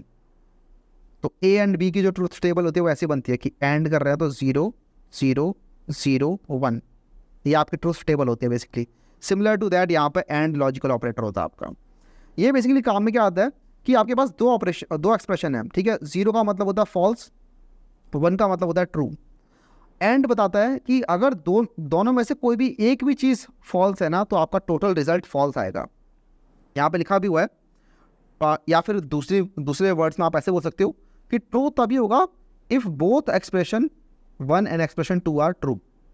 ठीक है, तो मैं तो इसको इस तरीके से याद रखता हूँ एंड को, कि एंड तब फॉल्स होगा जब दोनों में से कोई भी एक भी फॉल्स है। ठीक है, या फिर ट्रू तब होगा जब दोनों के दोनों ट्रू हैं। अगला होता है आपका और, लॉजिकल और ऑपरेटर। लॉजिकल और ऑपरेटर की ट्रुथ टेबल याद है, अगर y इक्वल्स टू ए और b है तो उसकी ट्रुथ टेबल कैसी होती है, वो ऐसी होती है 0 1 1 1। तो ये बेसिकली 1 तब होता है जब दोनों में से कोई भी एक 1 है। यहाँ पर भी लिखा हुआ है ट्रू इफ़ ईदर एक्सप्रेशन 1 और एक्सप्रेशन 2 इज़ ट्रू। ये कहता है कि दोनों में से कोई भी एक्सप्रेशन अगर ट्रू है, इसका मतलब दोनों में से कोई भी एक भी ट्रू है तो मैं ट्रू हो जाऊँगा। आपको अगर दिमाग में नहीं घुस रहा ना कि भाई ये सब कहाँ यूज़ हो रहा है, ये सब कोड में दिखाओ, ये सब कैसे यूज़ होगा, तो मैं आपको भी बताऊंगा। वैसे कोड में ना ये अगली क्लास में समझाने वाला है आपको। कोड में जब हम देख रहे होंगे इफ एल्स कंडीशन, ठीक है, हम इफ एल्स कंडीशन जब समझ रहे होंगे ना, कंडीशनल स्टेटमेंट समझ रहे होंगे, तो वहाँ पे बहुत अच्छे से सेंस बना रहे होंगे, क्योंकि वहाँ पे बहुत ज़्यादा यूज़ होते हैं। लेकिन मैं भी आपको कोड में दिखाता हूँ वैसे कैसे काम करते हैं। उसके बाद अगला नॉट है। नॉट तो बहुत ही सिंपल है। नॉट आपका सिंपल एक ही ऑपरेटर पर काम करता है। यहाँ पर देख रहे हो, यहाँ पर तो आपके पास 2 एक्सप्रेशन है, लेकिन यहाँ सिर्फ एक ही एक्सप्रेशन है। तो नॉट आपका सिर्फ एक एक्सप्रेशन में काम करता है। नॉट बोलता है कि अगर आपके पास कोई ए है जिसकी वैल्यू या तो 0 हो सकती है या फिर 1 हो सकती है, तो मैं नॉट ऑफ ए बना दूंगा। नॉट ऑफ ए आपने ऐसे देखा होगा, टिल्डे साइन लगा होता है कि 0 का हो जाएगा 1 और 1 का हो जाएगा 0। तो ये बेसिकली किसी भी चीज़ को लेता है और उसको रिवर्स कर देता है। अगर आप नॉट 0 बोलोगे तो वो 1 बना देगा, और नॉट 1 बोलोगे तो वो 0 बना देगा। या फिर आप बोल सकते हो कि अगर आप फॉल्स को नॉट फॉल्स करोगे तो वो ट्रू बन जाएगा, या फिर नॉट ट्रू करोगे तो फॉल्स बन जाएगा। ये चीज़ सुन के भी समझ में आ रही होगी, ठीक है। नॉट फॉल्स मतलब ट्रू, नॉट ट्रू मतलब फॉल्स, ठीक है। तो इस तरीके से लॉजिकल ऑपरेटर काम करता है। लेकिन कोड में कैसे काम करता है जरा वो समझते हैं। तो सपोज करो यहाँ पे फर्स्ट नंबर सेकंड नंबर इस तरीके से नहीं लिखा हुआ मैंने यहाँ पे कुछ और लिख दिया। इस बार मैंने यहाँ पे लिख दिया Boolean first expression equals to true और Boolean second expression equals to false, ठीक है। अब यहाँ पर मैंने फर्स्ट एक्सप्रेशन और सेकंड एक्सप्रेशन लिखा है, जिनके अंदर मैंने डायरेक्टली वैल्यू डाल दिया ट्रू और फॉल्स। लेकिन हो सकता है आप यहाँ पर डायरेक्टली वैल्यू ना डालो, आप हो सकता है यहाँ पे कुछ और डालो। यहाँ पे आप हो सकता है एक फंक्शन से रिटर्न होकर जो वैल्यू आ रही है वो, या फिर इसमें हो सकता है आप ये लिख दो 12 ग्रेटर देन 16, ठीक है। सॉरी 12। तो ये भी तो एक एक्सप्रेशन है राइट। ये एक्सप्रेशन मुझे कुछ ना कुछ रिजल्ट ला के देने वाली है और मुझे पता है वो रिजल्ट क्या है। ये रिजल्ट है यहाँ पे फॉल्स। 12 ग्रेटर देन 16 ये तो हमेशा फॉल्स रहने वाला है। देखो यहाँ पे लिखा भी है, तो ये कह रहा है सिंप्लीफाई दिस टू फॉल्स, तो सिंपल इसको फॉल्स कर देते हैं। ठीक है, सपोज करो फर्स्ट एक्सप्रेशन फॉल्स है, सेकंड एक्सप्रेशन ट्रू है। उसके बाद मुझे इनके अंदर अपने लॉजिकल ऑपरेटर लगाने हैं। ये लॉजिकल ऑपरेटर जो है तो वो मैं कैसे लगा सकता हूँ, तो सिंपल है, एस आउट मैं यहाँ पर लिखता हूँ फर्स्ट एक्सप्रेशन एंड लगाने के लिए 2 बार एंड लगाना पड़ेगा आपको। उसके बाद सेकंड एक्सप्रेशन इस तरीके से। ठीक है, तो first expression and second expression, and का मतलब 2 बार एम्परसेंड साइन, ये होता है आपका एंड ऑपरेटर। ठीक है, तो मुझे पता है एंड ऑपरेशन ट्रू तब आता है जब दोनों के दोनों ट्रू हों, या फिर फॉल्स तब आता है जब दोनों में से कोई भी एक भी फॉल्स हो। ठीक है, तो दोनों में से एक ही फॉल्स है, तो यहाँ पे मुझे फॉल्स मिलने वाला है। इसको हम रन करते हैं, यहाँ पर देखो फॉल्स मिल रहा है मुझे। ठीक है, उसके बाद अगर मैंने दोनों को ट्रू कर दिया तो मुझे यहाँ पर ट्रू मिलने वाला है इस तरीके से। ठीक है, एंड की जगह अगला होता है आपका और, तो कमांड डी करके आप यहाँ पे और आ सकते हो। ये होगा आपका और करने के लिए इसको करते हैं 2 बार पाइप साइन। ठीक है, ये वाला पाइप साइन आपको मिलेगा एंटर वाले बटन के ऊपर, शिफ्ट दबा के उसको दबाओगे बैकस्लैश वाले साइन के पास ही है ये, तो तब आपको पाइप वाला ये साइन मिलता है। और फर्स्ट एक्सप्रेशन भी ट्रू है, सेकंड एक्सप्रेशन भी ट्रू है, तो और तो ट्रू आएगा ही, लेकिन इन दोनों में से अगर कोई एक भी फॉल्स कर देता हूँ मैं तो ये तब भी ट्रू आएगा। तो आप देखोगे ऊपर वाला तो फॉल्स हो जाएगा। ऊपर वाला फॉल्स इसलिए बिकॉज दोनों में से कुछ भी अगर एक भी फॉल्स है तो आपका एंड जो है वो फॉल्स बन जाता है ओवरऑल। और नीचे वाला ट्रू इसलिए बिकॉज दोनों में से अगर एक भी ट्रू है तो आपका ट्रू बन जाएगा। आप यहाँ पर इसको भी फॉलो कर सकते हो, ये जो हमने ट्रूथ टेबल बनाई है यहाँ भी देख सकते हो कि फर्स्ट एक्सप्रेशन है फॉल्स, दूसरी एक्सप्रेशन है ट्रू, मतलब 0 और 1। तो 0 और 1 का एंड क्या है, तो 0 और 1 का एंड है 0, वहीं पर 0 और 1 का और क्या है, 0 और 1 का और है 1। ठीक है, 1 का मतलब ट्रू और 0 का मतलब फॉल्स। तो इस तरीके से भी समझ सकते हो। या फिर जो मैंने बताया आपको कि एंड ट्रू कब होगा, जब दोनों ट्रू होंगे, और एंड और ट्रू कब होगा, जब दोनों में से कोई एक भी ट्रू होगा। ये भी आप याद रख सकते हो। इसके बाद अगला होता है नॉट, और नॉट आपका सिंपल एक ही एक्सप्रेशन में काम करता है। तो एस आउट मैं करूँगा यहाँ पर नॉट फर्स्ट एक्सप्रेशन। तो फर्स्ट एक्सप्रेशन क्या है, फर्स्ट एक्सप्रेशन है फॉल्स, तो नॉट ऑफ फॉल्स क्या होगा, not of false true, right. तो यहाँ पर ट्रू प्रिंट होने वाला है, दिस इज ट्रू, ट्रू मतलब not of false. Similarly not of second expression करूँगा तो सेकंड एक्सप्रेशन है ट्रू, तो नॉट ऑफ ट्रू क्या होता है, फॉल्स, राइट। तो यहाँ पे फॉल्स प्रिंट होने वाला है इस तरीके से। ठीक है, तो ये आपके बहुत ही सिंपल लॉजिकल ऑपरेटर थे। अगर आपको अभी भी समझ में नहीं आए ना कि भैया इनका यूज़ कैसे कहाँ करेंगे, तो इनका यूज़ हम देख रहे होंगे अगली क्लास में, जहाँ पर हम पढ़ रहे होंगे इफ एल्स कंडीशन के बारे में। वहाँ पर 2 एक्सप्रेशन को क्लब करके कुछ कॉम्प्लिकेटेड कॉम्प्लेक्स आपको अगर कंडीशन बनानी है, तो वहाँ पे आप लॉजिकल ऑपरेटर यूज़ कर रहे हो तो काफ़ी हैप्पीली। तो ये होता है हमारे बेसिकली लॉजिकल ऑपरेटर। इसके बाद हम बात करते हैं बिटवाइज ऑपरेटर के बारे में। ये बिटवाइज ऑपरेटर बेसिकली आपके बिट्स पे काम करते हैं। तो जैसे हमने पढ़ा था कि 5 क्या होता है, 5 होता है आपका 101, राइट, इन बिट। तो इसके बिट्स के ऊपर अगर आपको ऑपरेशन करना है कि बिट्स को आपको राइट शिफ्ट करना है, या फिर आपको लेफ्ट शिफ्ट करना है, या फिर इनके अंदर आपको और भी कुछ एंड ऑपरेशन करना है, या फिर आपको और ऑपरेशन करना है, ये सब के सब आपके बिटवाइज ऑपरेटर होते हैं। लेकिन इन सब को हम अभी नहीं पढ़ रहे होंगे, क्योंकि अभी बहुत ज़्यादा एडवांस टाइप का हो जाएगा ये बिटवाइज ऑपरेटर, भी हम पढ़ने लगेंगे। ठीक है, तो इनको हम पढ़ रहे होंगे फ्यूचर में बिटवाइज ऑपरेशंस की जब हम बात कर रहे होंगे, बिट मैनिपुलेशन की जब हम बात कर रहे होंगे। ठीक है, तो बिट मैनिपुलेशन के टाइम पे हम इनको अच्छे से पढ़ रहे होंगे, बिट मैनिपुलेशन, और तब इनके ऊपर क्वेश्चन भी कर रहे होंगे। ठीक है, तो बिटवाइज ऑपरेटर को भी हम फिलहाल स्किप कर रहे हैं, और इसके साथ अगली बात करते हैं which is increment operator, decrement operator. ये कुछ और ऑपरेटर बच जाते हैं। इंक्रीमेंट बेसिकली होता है आपके प्लस प्लस, और डिक्रीमेंट होता है आपके माइनस माइनस। ये बेसिकली होता है जैसे सपोज करो आपने लिखा ए प्लस प्लस। ठीक है, आप सिंपल एक ही एक्सप्रेशन या फिर एक ही वेरिएबल पे आप लिख सकते हो ए प्लस प्लस, और ये इक्वलेंट है लिखने के ए इक्वल्स टू ए प्लस 1। ठीक है, तो आप चाहे तो ए इक्वल्स टू ए प्लस 1 लिखो, या फिर ए प्लस प्लस लिखो, बात बराबर है। सिमिलरली आपने लिखा ए माइनस माइनस, तो this is equivalent to writing A equals to A minus 1। ठीक है, तो ये भी जरा देख लेते हैं। इसको आप बहुत ज़्यादा यूज़ करते हो फॉर लूप्स वगैरह के अंदर, कि सपोज करो आपके पास है int A equals to let's say 12। ठीक है, और मुझे 12 के अंदर 1 ऐड करके 12 के अंदर वापस रिजल्ट में डालना है, मतलब A equals to A plus 1 करना है। ठीक है, तो मैंने क्या किया, ए के अंदर 1 ऐड किया, 12 के अंदर 1 ऐड किया विच इज़ 13, और उस रिजल्ट को मैंने वापस ए में डाल दिया। तो मुझे पता है मेरा ए क्या हो जाएगा, अब ए हो जाएगा 13, राइट। हमें पता है, इतना तो बहुत सिंपल है। ठीक है, ए हो गया हमारा 13, सही बात है भैया। लेकिन मुझे इसको ऐसे नहीं लिखना, मुझे इसको सिंपल तरीके से लिखना है, ठीक है। जो बढ़िया तरीका होता है वो होता है ये A plus plus, this is your increment operator. तो चाहे ये लिखो चाहे ये लिखो, बात बराबर है। तो इसको मैं करता हूँ ऊपर वाली लाइन को कमेंट। तो मैंने अब क्या किया, 12 उसके बाद ए इक्वल्स टू ए प्लस 1 दोबारा से कर दिया by writing a plus plus, और ये अभी भी काम करेगा, ठीक है। इसको रन करते हैं और अब यहाँ पर देखो ना 13 अभी भी प्रिंट हो रहा है। एक चीज़ और, अब बताओ मुझे अब क्या प्रिंट होगा। मैंने ये दोनों लाइन अनकमेंट कर दी हैं, तो अब क्या प्रिंट होगा बताओ, ठीक है। तो अब प्रिंट होने वाला है यहाँ पर देखो 14। अब बोलोगे 14 कैसे प्रिंट हुआ, क्योंकि इस वाली लाइन में ये हो गया था हमारा 13, और अब 13 के ऊपर इंक्रीमेंट ऑपरेशन हो रहा है और अब ये हो जाएगा 14, ठीक है। तो यहाँ पर इस लाइन ने इसको 13 कर दिया, इस लाइन ने इसको 14 कर दिया, और इसीलिए यहाँ पर 14 प्रिंट हो रहा है। सिमिलर टू दैट आपके पास होता है decrement operator which is a minus minus.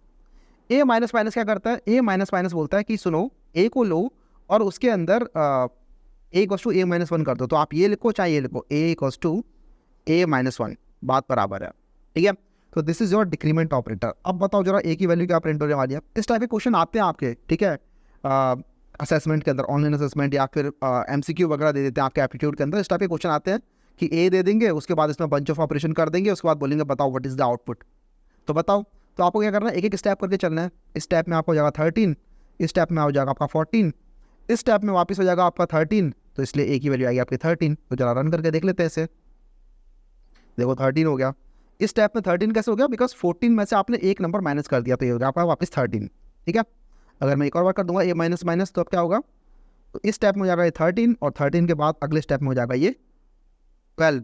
तो अब यहाँ पर ये 12 प्रिंट होने वाला है, ठीक है। तो this is your plus operation, increment operation, and this is your decrement operation. I think समझ में आ रहा होगा।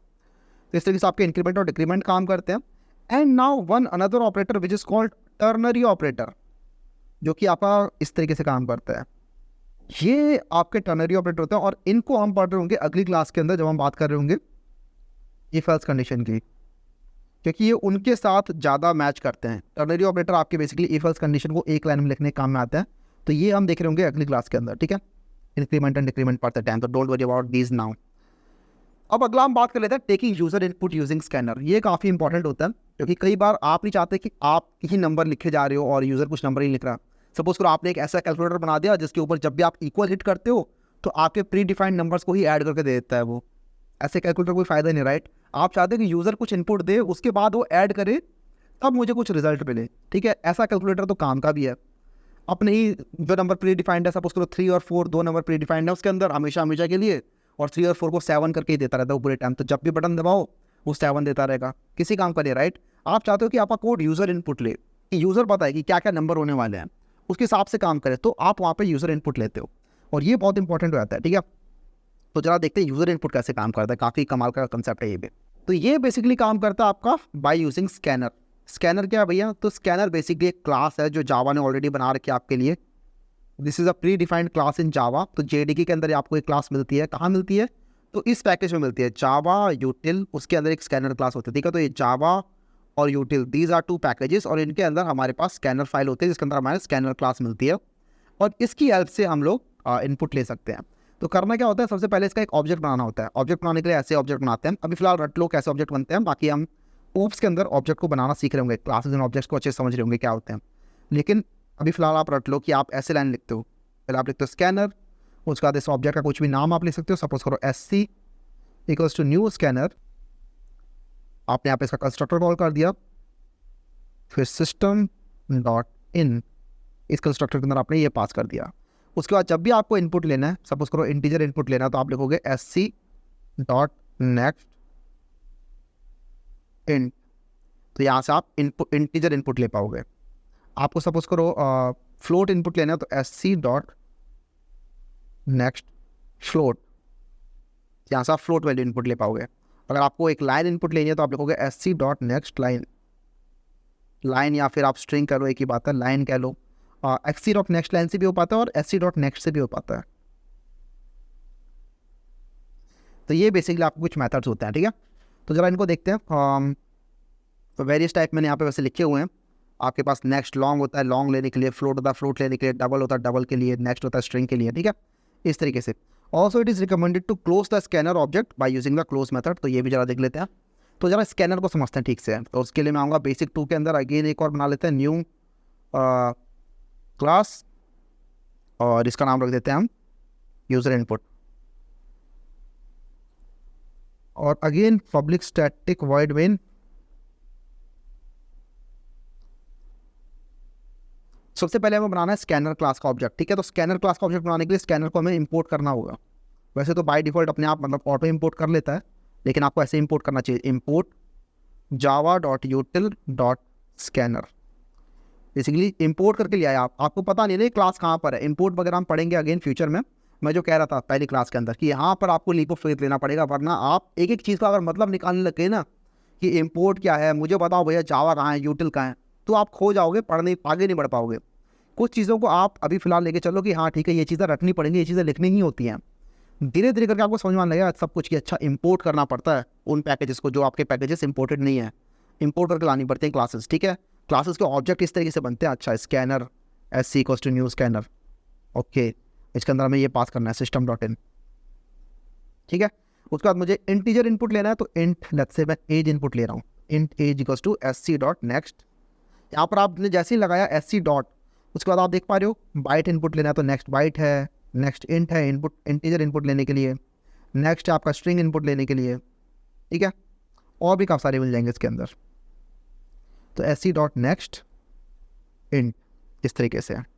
और एक काम करते हैं, पहले एस आउट लिख लेते हैं, एंटर योर एज, इस तरीके से। तो हमने यूज़र को बोला अपनी एज एंटर करो, उसके बाद यूज़र अपनी एज एंटर करेगा, उसके बाद हम यहाँ पे प्रिंट कर सकते हैं उसकी age, s out your age is. अब आपको यहाँ पे एज प्रिंट करनी है, तो एज कैसे लिखोगे, यहाँ पे अगर आपने लिख दिया सिंपल एज, तो आपको पता है ये तो काम नहीं करेगा, राइट।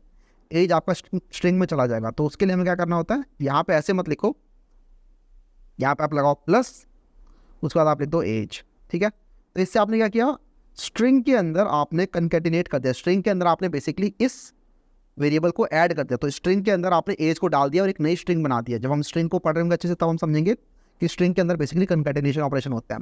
लेकिन प्रिंट करने के लिए आप इस तरीके से प्रिंट करते हो किसी भी वेरिएबल को, राइट।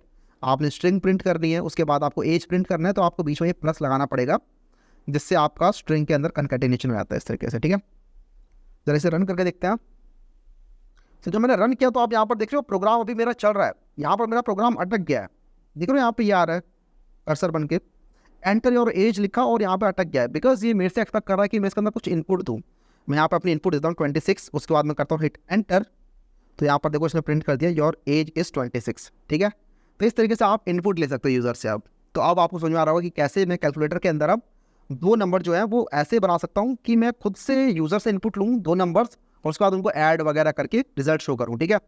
तो सपोज करो मैं यहाँ पे एज वाले एग्जांपल को हटाता हूँ, और ये सब कैसे पॉसिबल हो पाया, because of creating this object using scanner, ठीक है। तो सपोज करो मैं यहाँ पे लेता हूँ int first number = SC.next int, उसके बाद int second number = SC.next int, उसके बाद मैंने किया int result = first number plus second number, उसके बाद मैंने प्रिंट कर दिया रिजल्ट को, ठीक है। तो इसको ज़रा रन करते हैं, तो आप देखोगे यहाँ पर ये अटक गया है। तो सबसे पहले मुझे इसमें फर्स्ट नंबर बताना है, लेट्स से 23, सेकेंड नंबर बताना है, लेट्स से 4, फिर इसके बाद मैं एंटर करूँगा, तो यहाँ पे इसने अपने आप ही 27 प्रिंट कर दिया, ठीक है। तो अब no more you are writing a code जहाँ पर अपने आप ही आपने फिक्स नंबर डाल रखे, नहीं। अब आप यूज़र से इनपुट मांग रहे हो कि बताओ भाई 23 और 4, तो मैं बताऊंगा आपको 27 रिजल्ट, इस तरीके से, ठीक है। तो ये तो आपका SC.next इंट, अगर आपको इंट वैल्यू इनपुट लेनी है यूज़र से, लेकिन आपको कोई बड़ा नंबर लेना है, सब उसको लॉन्ग इनपुट लेना है, तो उसके लिए आपके पास होता है SC.next लॉन्ग, इस तरीके से, ठीक है।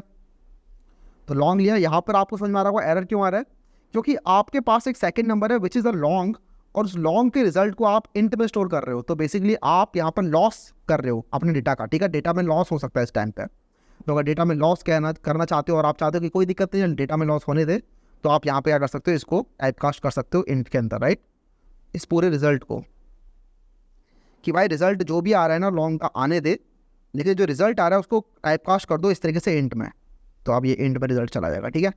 तो सब कुछ कनेक्टेड है यार आपस में, सब कुछ जो भी तक हमने पढ़ा था, राइट। तो अब हमारा 12 और लेट्स से 5, तो यहाँ पर 17 प्रिंट हो गया।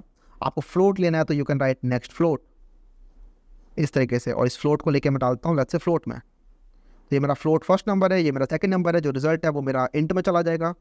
तो अब मैं यहाँ पे फ्लोट वैल्यू भी ले सकता हूँ 12 पॉइंट जैसे ये सब। उसके बाद अगला नंबर है ये, रिजल्ट आया 24। रिजल्ट 24 क्यों आया भैया? रिजल्ट में 12 के बाद 24.23424 क्यों नहीं आया? वो बेसिकली इसलिए नहीं आया क्योंकि रिजल्ट आपने यहाँ पे इंट बना रखा है। अगर आप रिजल्ट को बना दोगे फ्लोट और यहाँ पे भी आप इसे कन्वर्ट कर दोगे फ्लोट के अंदर इस तरीके से, तो आपका यहाँ पे रिजल्ट फ्लोट में आ जाएगा। एक्चुअली यहाँ पे इसे कन्वर्ट करने की जरूरत नहीं है because this is automatically type casted into a float, right. Run करते हैं 12 पॉइंट लेट्स से ये सब, उसके बाद 4, ये आपका 16 पॉइंट समथिंग हो गया, ठीक है। तो इस तरीके से आपका ये टाइप कास्टिंग भी काम कर रहा है, आपको समझ में आ रहा होगा, ये इनपुट भी ले पा रहे हैं हम यहाँ पर, और स्कैनर काम कर रहा है। इसके बाद एक और चीज़ जो मुझे बतानी है वो ये कि it is recommended to close the scanner object using once the input is taken using the close method. और ये रिकमेंडेड क्यों है? बिकॉज जावा के अंदर एक चीज़ होती है which is called memory collector, sorry garbage collector. और गार्बेज कलेक्टर काम होता है जो भी ऑब्जेक्ट बने हैं जिनका यूज़ नहीं हो रहा है उनको गार्बेज कलेक्ट कर लेना, मतलब उनको निकाल देना मेमोरी में से। अगर आप ऐसा नहीं करते तो आप बेसिकली मेमोरी लीक कर रहे हो। मेमोरी लीक मतलब आपने मेमोरी के अंदर एक ऐसी चीज़ बना दी है जो कि कोई और कंप्यूटर भी कभी यूज़ नहीं कर सकता, बिकॉज कंप्यूटर को पूरे टाइम लगेगा कि ये मेमोरी अभी भी यूटिलाइज हो रही है। तो आपने क्या किया, यहाँ पे scanner SC question use scanner करके जब आपने एक स्कैनर ऑब्जेक्ट बनाया तो स्कैनर एससी ये जो ऑब्जेक्ट है ये अभी आपकी कुछ मेमोरी ले रहा है, राइट। और कंप्यूटर को लग रहा है अभी भी कि यार शायद इसकी रिक्वायरमेंट है अभी भी, ठीक है। तो आपको बोलना है कि नहीं भाई अब इसकी रिक्वायरमेंट नहीं है, अब आप इसे क्लोज कर दो। तो जब आपने इसे क्लोज कर दिया ना तो जावा का गार्बेज कलेक्टर इजीली इसको रिमूव कर देगा मेमोरी में से। अगर आपको समझ में नहीं आ रहा है गार्बेज कलेक्टर वगैरह क्या है तो अभी हम आगे फ्यूचर में पढ़ेंगे। बेसिकली गार्बेज कलेक्टर क्या करता है, जो भी अनयूज्ड मेमोरी ऑब्जेक्ट्स हैं उनको धीरे धीरे करके मेमोरी में से अपने आप ही क्लीन अप करता रहता है, सो दैट जावा, इसीलिए कहते हैं जावा बहुत सेफ है, ठीक है, क्योंकि इसके अंदर अनवांटेड मेमोरी नहीं पड़ी होती, ठीक है। कटर नहीं पड़ा रहता मेमोरी का, अपने आप ही क्लीन करता रहता है। तो आपको खुद से क्लीन करने की इसके अंदर जिम्मेदारी नहीं रहती, इसके अंदर ऑलरेडी एक गार्बेज कलेक्टर डाला हुआ है। लेकिन अगर आपने एससी डॉट क्लोज करके इसे बताया नहीं एक्सप्लिसिटली कि नहीं भाई अब इसका काम हो चुका है, you can now close this, you can now dump this memory, ठीक है, तब तक ये करेगा नहीं। तो इसलिए ये लगाना पड़ता है। तो this is a recommended practice. अगर आप नहीं भी करोगे तो ऐसा नहीं कि कोड फटेगा आपका, it's just recommended practice to avoid memory leakage. तो इस तरीके से आपका स्कैनर काम करता है। और इस क्लास के अंदर हमने ये सब देख लिया, ठीक है, इनपुट वगैरह लेना देख लिया। अगर आपको अभी भी समझ में नहीं आया है तो इसके अंदर आप चीज़ें पूछ सकते हो हमसे अगेन, और ऑपरेटर्स वगैरह कैसे काम करते हैं ये हमने देखे। इसी साथ अगली क्लासेस में हम बात कर रहे होंगे आगे इफ एल्स कंडीशन की और कंडीशन ऑपरेटर्स की। इसके अलावा जो हमने छोड़ दिया आज वो टर्नरी ऑपरेटर, वो भी देख रहे होंगे अगली क्लास के अंदर, ठीक है। चलते हैं, बाय बाय।